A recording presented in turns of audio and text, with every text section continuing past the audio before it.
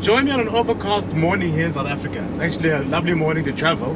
Once again, one day has passed and I'm back on the road from my city, Mbombela, en route to Johannesburg. And today, I'm in a bakkie, I'm in a pickup. And behind me, I'm towing something special. So, what bakkie I'm in today? I'm in the Amarok V6. This thing has got torque. This thing has got torque. I'm putting this load behind me and I'm not feeling it.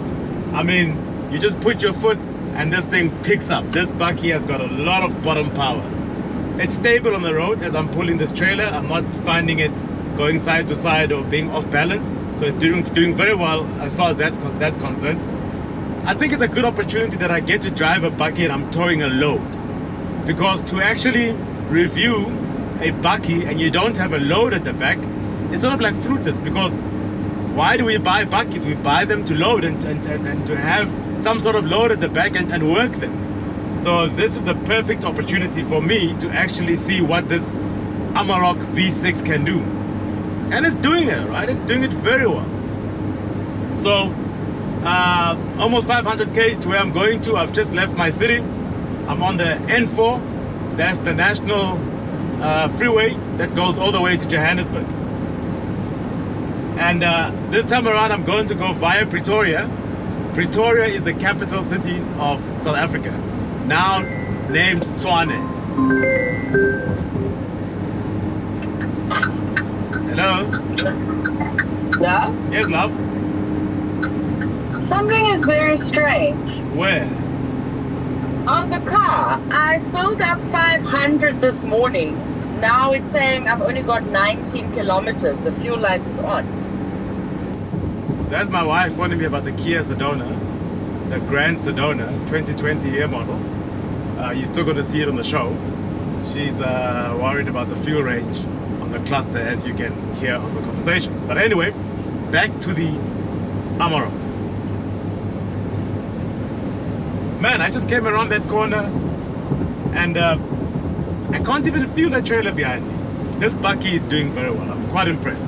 Screen is a bit small, so obviously the current 2024 Amarok deals with that, because that comes with a very big infotainment screen. But then again, that's the Amarok, which is based on the Ford Ranger. So I call it the Ford W.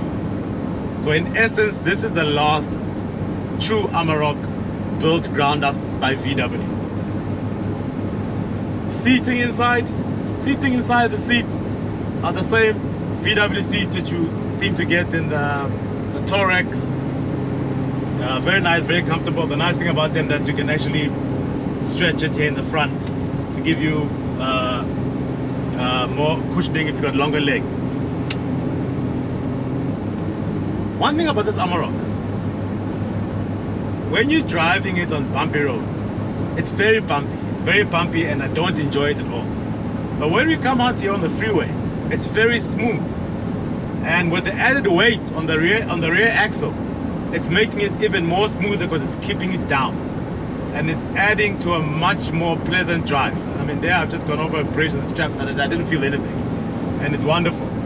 I do prefer to drive a manual bakkie when I'm towing, so I can select the gears when I want to myself. I sometimes feel that these new gearboxes, which go all the way up to 8th gear, they do sort of like go up and down the gear too many times. Like there I came through there, went down to 7th, 6th, then back up to 8th.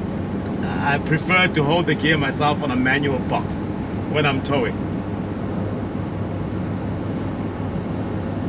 Visibility, it's great. You sat high up in the Amarok. Amarok is a very wide bakkie. It's got a big dash on it, and it really does give you the feeling of, you know, driving a big pickup. And I like that. When you get into a bakkie, you must feel like you're driving something big, and this makes you feel like that.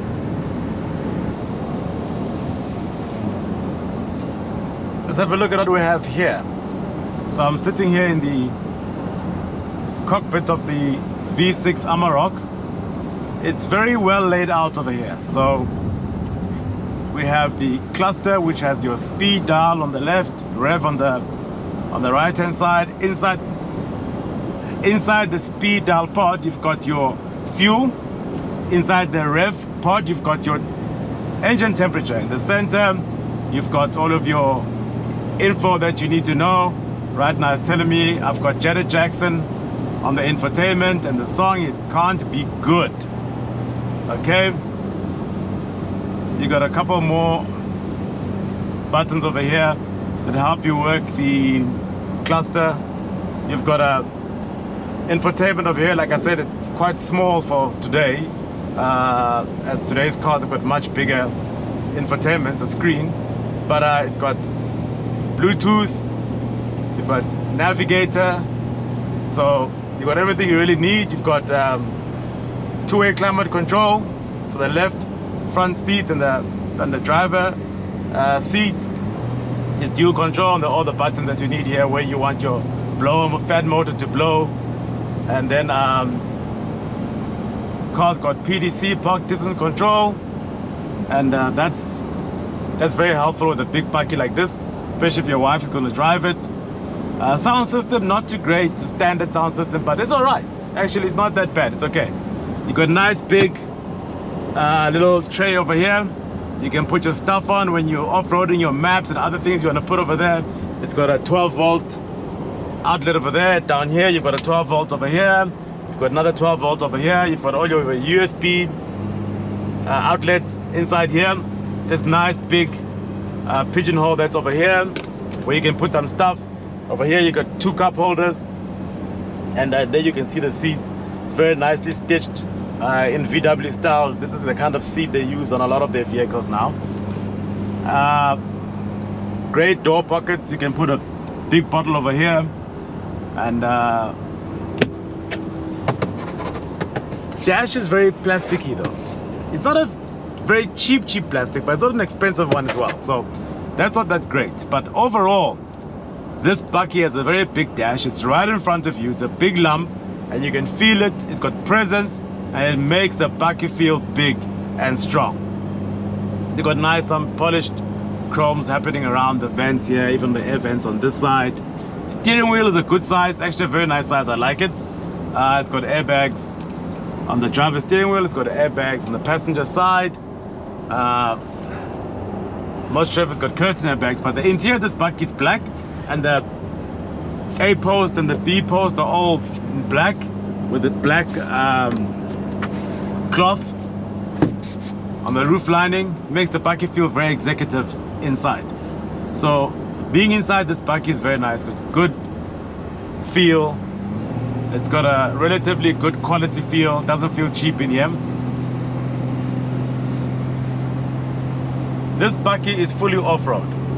Okay, so it's got your crawl function. It's got your full differential locks over here for you to go off-road.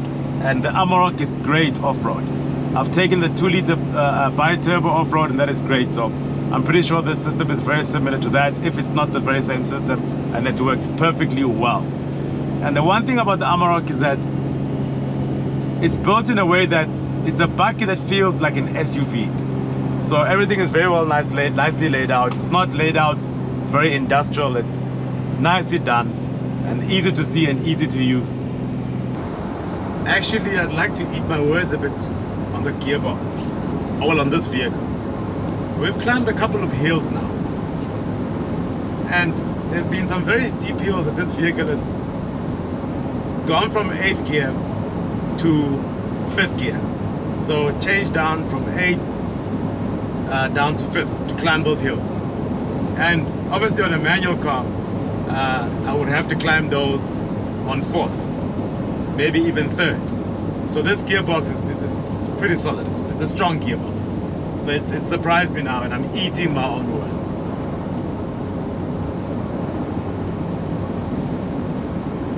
I was worried about the time. I've left quite late. I mean, I've left home at 10:30, and they close 5 o'clock where I'm going to. But I don't think I have to worry anymore. I'm gonna make good time with this bakkie. This bakkie's got good pace. It's not feeling the load. It's not feeling the load. I'm not feeling the load. I just see the car sometimes in the rearview mirror, and obviously when I look in my side mirrors to check, you know, is the car still there? Is everything still okay? Other than that, I cannot feel the presence of this vehicle behind me and on the bakkie itself that I'm driving. I can't feel that vehicle. I can't feel that load. By the way, I stand to be corrected, but I think this V6 diesel unit on this car is the same V6 motor they use on the Touareg and also on the Porsche Cayenne. That would explain it. That would explain why this engine has so much torque and so much capability.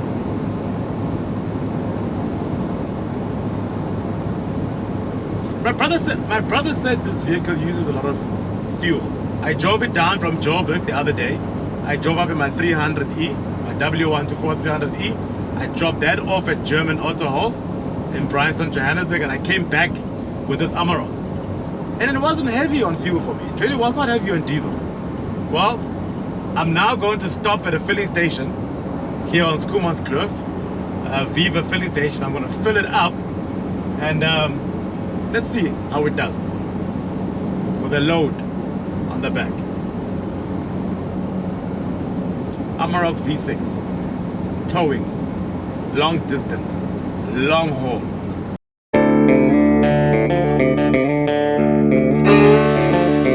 Okay, we're up at Mashadodorp toll gate.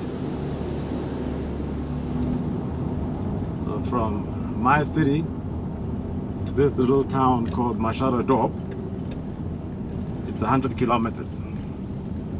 So we've still got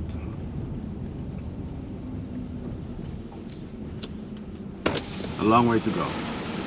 Okay, so we're going to put into Millie's right here, and we're going to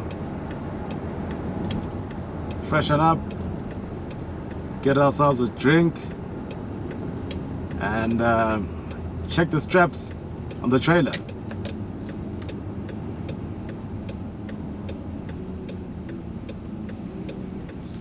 Smooth change downs on this gearbox. We're turning in on third gear with the trailer behind us. It's keeping the third, it's holding third. Yeah, pretty impressive.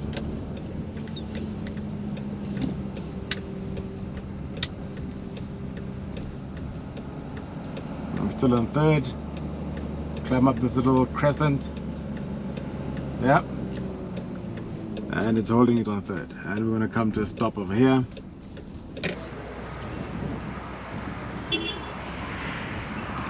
It's a bit windy out, but here we are. We're now at Millie's stop, and I've just pulled in to check my straps, get myself a hot chocolate at Seattle, and yeah, so we're gonna go out, head out towards Pretoria.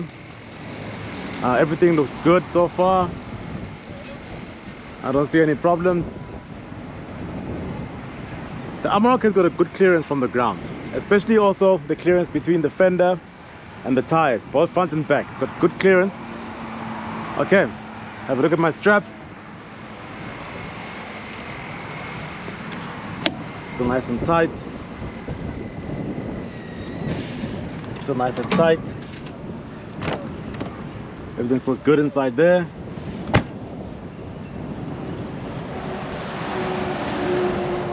Still sitting right. Tires on the trailer are good. Okay, I think we get back on the road and head out.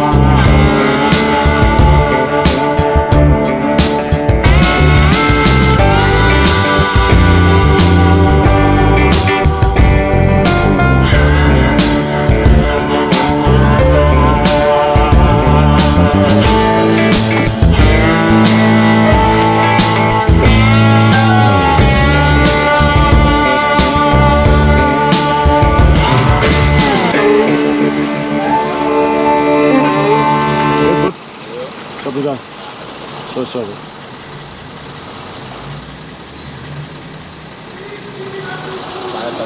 Cabut. Agak.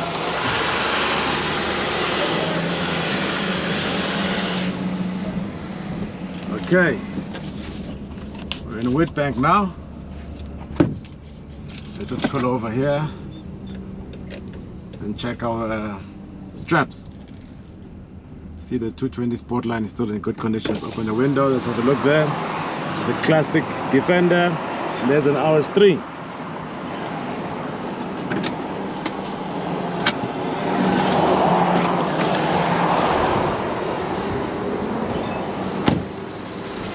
Tires on the Amarok, still good, everything good, it's still good. Tires on the trailer, that's still good.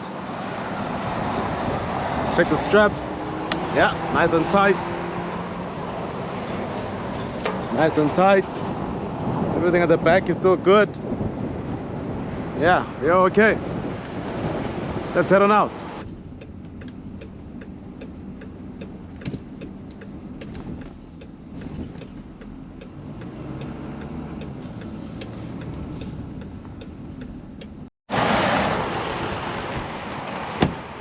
Okay, so we're doing the last check of the straps before we enter Pretoria. By the way, we're out of my province, we're now in the Gauteng province. So everything's fine, the tires are good.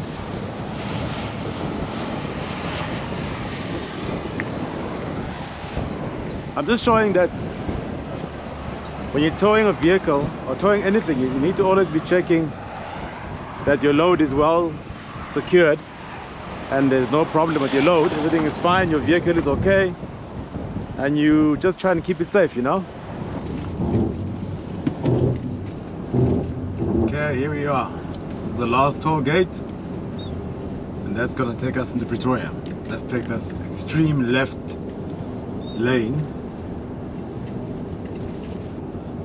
Let's see, by the time we get there, he'll be gone. Yeah, well timed. He's pulling out and we're pulling in.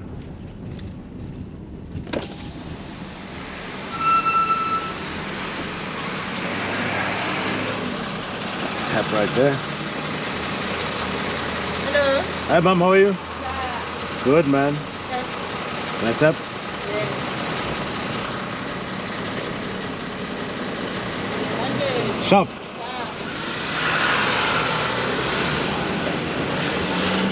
South Africa, my people, happy people. Well, this is the bypass that actually goes around the city, so we won't see the main city, the CBD. We're going past mainland now. Okay, so I've arrived. Great journey, man. Probably the best tow I've ever had in a bakkie. This Amarok is amazing, man. This thing is just torque all the way, stable all the way. Unbelievable. So here we are at Bosch Mexspec. We're gonna drop off the W124 220E, and so we're here to get the car mechanically sorted out, get it started, get the brakes working. From there I'll take it to body shop back home where I can monitor the bodywork. So it's just to get it mechanically sound and running again.